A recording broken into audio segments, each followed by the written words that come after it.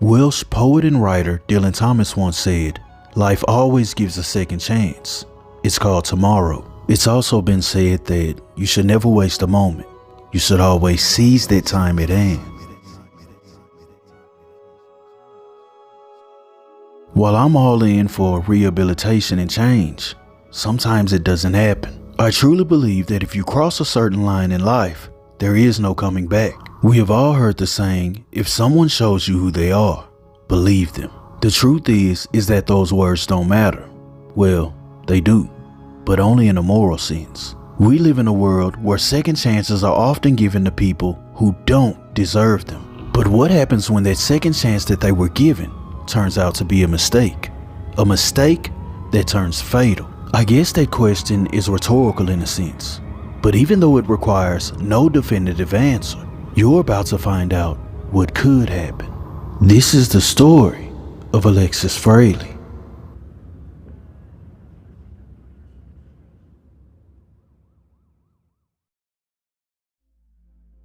August 29th, 1996. The world would make way for Alexus Fraley. She would be born to a father, Zacchaeus Fraley, and a mother, Gloria Williams, where she would be raised in the Charlotte, North Carolina area. Growing up, she's described as someone who was fun, loving, someone who was energetic, someone who radiated a light that couldn't be dimmed. As a child, the relationship between her parents wouldn't work out. They would eventually go their separate ways, although Alexus would maintain a relationship with her father and her mother, though she was predominantly raised in her mother's home. Growing up for Alexus was great, but there were some challenges. She was raised by a single mother and times got rough, but she was taught to persevere and always push through. Alexus would be educated in the Mecklenburg public school system, where afterwards she would head to Piedmont Community College. By her adult years, she's described as someone who lived life to the fullest, someone who took life how it came and was always prepared for the worst. In 2014, she would meet a guy named James Buchanan, a guy that she would fall head over heels for. In the beginning, things were great. The relationship went well and they were planning a future. And before long, in the year of 2015, she would come to find that she was pregnant and about to welcome a baby girl into this world. By the beginning of the year of 2016, she would have this child, and she would name her baby girl Sanaya. Upon giving birth, Sanaya was everything to her. She enjoyed being a mother and loved motherhood. Good morning, Sanaya.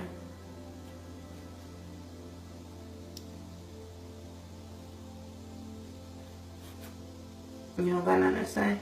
This is how I have to come to the bathroom every morning so that I can get stuff done. She has to sit in her tub because she hates being left alone. Hi!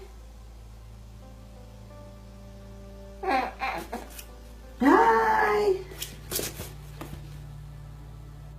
For Alexus, life wasn't slowing up anytime soon, because the following year, she would find out once again that she was pregnant. But this time they were about to welcome a baby boy, a boy whom they would name Elijah.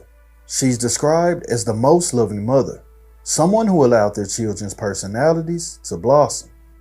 For Alexus and her boyfriend, the burning love they had would begin to flicker. They were always an on and off again couple, but now they had children, and this only put more strain on the relationship.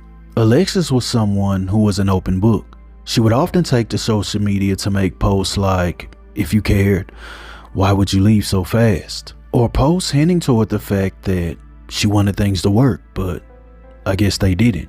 Her boyfriend would eventually decide to go a separate way. Alexus is now a single mother, but she continued to push forward. She would work odd jobs to take care of her children, and things were going okay. During her first pregnancy, she was enrolled in college, but had to drop out to take care of her children. But with her newfound single life also came changes. She would re-enroll in school. That way she could get an education. Alexus was no quitter, and she wanted to finish what she started in order to provide a better future. Between being a single mother, work, and going to school, things got hectic. At times, Alexus would say that she felt alone. But make no mistake, she had a great support system. She was close with her family and friends, and she was loved, but she still seemed to think that she was going through things alone. Alexus would look towards the future for greater hope. She would often complain about Charlotte being too country, and that she wanted to move to a bigger city. So the plan was to finish school and then travel the world. Sadly, for Alexus, this would never come to pass. In the year of 2018, she would go missing without a trace. A search would begin far and wide, but when the search concluded, the trail would lead to heartbreak. April 13th, 2018. Around 12 a.m., Alexus Fraley would be hanging out with family members. She would stay with them for a short period of time before leaving, but she would make one call at 3 a.m. She would tell her family that she was on the way home, but after that, there was no communication. Alexus was close with her family, and they often spoke every day. So when they tried to contact her later that day and got no answer, they began to worry. And as time progressed, they got even more worried. Her phone began to go to voicemail. The family had spoke with friends, but they hadn't heard from her either. So they finally decided to report her missing. Now officially missing, the authorities would begin an investigation. They would begin with speaking with family and friends, but nothing would come of this. No one knew where she was at. For the family, it's a stressful situation, but there is one good thing. At the time, her children were in care of family, so they were safe. Days began to pass after her disappearance, and then those days would turn into a full week. By now, her loved ones are sharing her missing posters on social media. There's flyers hanging up around the city, but there's no tips coming in. A week into her disappearance, the authorities had already requested cell phone data, and that data was back, and this cell phone information would lead them to a location. But when they get to the location, they don't find Alexus Fraley, but instead, they find then 38-year-old Richard Jordan. Richard is then questioned on why he's in possession of her phone. Richard denies knowing anything about the phone, but he did admit to knowing Alexus. The authorities would then canvass the area and speak to other witnesses just to see if they seen Alexus, and one of them did. They claimed to have seen Alexus around 4 a.m. arguing with Richard Jordan. Aside from that, the witness knew nothing else. With Richard being sighted with Alexus right before she's reported missing, the authorities would come to the conclusion that he took her phone, and he would be booked on robbery charges. He would also be questioned about her whereabouts, but he denied knowing any information. 38-year-old Richard Jordan would spend a few days in jail before bonding out, but he would be released on electronic monitoring. At this point, the authorities are now back to square one. Another week would pass before breaking the case. On April 27th of 2018, the authorities would be tipped off about a location. This would lead them to an abandoned building behind an airport, and when they get to this building, what they find is startling. They would observe the body of a deceased victim who looked to be female. Due to the condition of the body, they weren't able to pinpoint an age, but they did have a race. Further analysis of the scene would reveal that this was a dumping spot and not the original location. Through fingerprints, they were able to identify the victim as 21-year-old Alexus Fraley. She would then be transported to the medical examiner's office, pending autopsy results. When the autopsy concluded, it wouldn't reveal much. They know the victim suffered burns, most likely due to a chemical agent. As far as the cause of death, it couldn't be determined. They could only write down that she died due to undetermined trauma. The case has officially gone from a missing persons investigation into a full-on homicide. Though no one was in custody, they did have a strong person of interest, Richard Jordan, so he would be questioned again. And once again, he would deny knowing anything. But Richard was about to find out that he made a mistake, a very big mistake. Days after Alexus Fraley was found, an inmate would come forward who said that he was incarcerated with Richard Jordan before he bonded out. He says while they were locked up together, Richard admitted to him that he took someone's life, a woman. He says Richard told him that he got rid of this woman behind an airport, but he had help from a woman named Ashley. When it comes to jailhouse snitches, they take it lightly, but at the time of his testimony, they knew he was telling the truth. Due to Richard being prime suspect number 1, they had already pulled his cell phone records. They were able to prove that on April 13th of 2018, Richard Jordan was in the area that Alexus was found.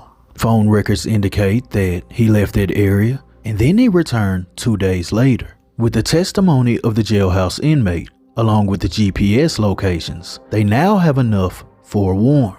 Then, 38-year-old Richard Jordan would be indicted on charges of murder, and he wouldn't be hard to find. Remember, he was already out on bond and wearing an ankle monitor, so finding him and taking him into custody was rather easy. Richard would once again be questioned, but this time, he's facing a mountain of evidence.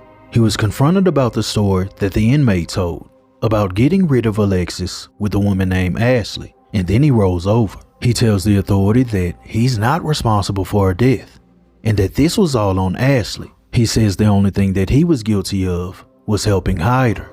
With his statement, they now have enough to arrest Ashley, and she would be found hiding at her mother's home in Myrtle Beach. She too is dragged down to the station and questioned. But guess what? When she's questioned, she put everything on Richard. With them both blaming each other, they would be hauled down to the local jail, awaiting their trial. Richard would be the first to have his day in court, and he would show up to court and plead not guilty to all charges. The family of Alexus Fraley in court today to face one of the people accused in her death, Richard Jordan. Richard Jordan, one of 2 people charged in this case, rejected a deal today. Instead, will face a first-degree murder charge moving forward in the death of a 21-year-old Charlotte mother. She just really loved life. She just didn't have a chance to actually experience her life. The mother of Alexus Fraley surrounded by family and friends in court this morning as they watched Richard Jordan refuse to plead guilty to second-degree murder. Alexus was reporting missing at the end of April of last year and was found a day later in an abandoned building off Dixie Road in West Charlotte. Police say Alexus and Jordan had had a relationship and a dispute led to that killing. Her laughter just is infectious, and she was funny and sweet and spunky and all types of things all at one time. Fraley's family says they will continue to push for justice and surround her 2 children with the support system they need. My message to her would be, you know, Mama got it. Mama always got it, and I still have it. And you just watch over us, and you keep whispering in God's ear to give us the strength to keep pushing on. During the trial, the prosecution would lay out their theory. They came to the conclusion that Alexus and Richard were acquaintances. Through witness testimony, they were able to find out that Richard had accused Alexus of stealing both cash and drugs from a safe that he kept in his home. In the early morning hours of April 13th of 2018, Richard confronted Alexus. They then began to argue about these items, and this argument would turn physical. Due to the autopsy not being able to determine a cause of death, the prosecution decided not to focus on how it happened, but rather what he told the inmate. And again, the GPS record showed that he was in the area that she was found in on April 13th, and then he returned 2 days later. The authorities believe that when he returned 2 days later, he came to pour the chemical agent, which caused the burns on her body. At that moment, he was effectively trying to get rid of evidence. Richard would still maintain his story that he didn't take her life, that Ashley was responsible for everything, and he only helped hide her. But that wouldn't be enough. They would find him guilty and sentence him to life in prison. As far as Ashley, she hasn't had her day in court, and there's even people going to bat for her, saying that she was in the wrong place at the wrong time. They're saying that Richard is responsible for ending it all, and that Ashley is the one who only helped hide her. At the time, Ashley was actually dating Richard Jordan. There's a saying that love knows no boundaries, when it does, because when Richard Jordan was captured, he's the one who led authorities to Alexus Fraley. But even after what happened to Alexus, it didn't slow them down. They were actively seeking another victim. A week after Alexus's disappearance, a conversation took place via text message, and it went as such. Richard texts Ashley, "This Rich with my new number. Delete the old one." She then replies, "Baby, I need you. Help. What's wrong? Go to his apartment. Take iron." Whose? 5832 Redmond Road. He not home. Apartment 12. Take iron. Anything you find. I'm doing it today. Need your help. I'm with you, baby, but I have to pick up my iron. I took it out of my crib because of the S that's going down. When we get back and he see it gone, he gon' flip. So I'm gon' need you. Okay.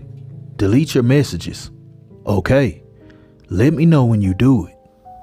From those text messages, you can tell that they were about to rob someone. Their capture may have well saved someone else's life, but that's just pure speculation. But one thing is for certain, that both Richard Jordan and Ashley Helms had extensive records. In 2004, Richard was arrested on murder charges. Turns out, he was only the getaway driver. So in return for him snitching on the other people, he was given a 4-year sentence.